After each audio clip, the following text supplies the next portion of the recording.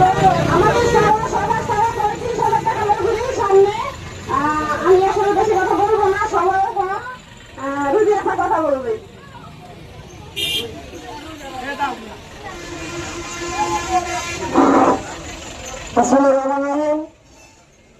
উপস্থিত পাল garments, fountain garments, GTA শ্রমিক union, ভাই একটু সামনে সামনে সামনে সামনে আর বিভিন্ন এলাকার শ্রমিক ইউনিয়ন ভাই বোনেরা, আসসালামু আলাইকুম।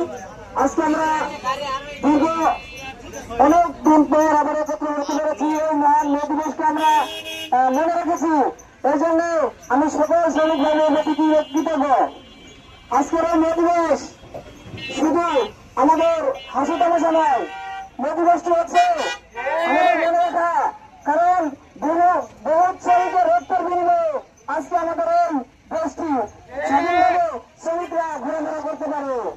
আজকে আমাদের শ্রমিকদের ন্যূনতম মজুরি বাংলাদেশ সরকার এদিকে কোনো খেয়ালই রাখে না। আমাদের ন্যূনতম মজুরি কত হওয়া দরকার? 35,000 টাকা ন্যূনতম মজুরি হলে আমাদের শ্রমিকরা কোন রকম কিছু ডাল ভাত খেয়ে বেঁচে থাকতে পারে। আমরা শ্রমিকদের না, শ্রমিক এবং মালিকদের সমন্বয় বলতে চাই, আপনারা মালিক শ্রমিক সমন্বয়ে দেশ গঠন করুন। কারণ শ্রমিকরা কিন্তু এই দেশের অবহেলিত নয়, শ্রমিকরা কিন্তু এদেশের চাকা রেখে সচল করে রেখেছে।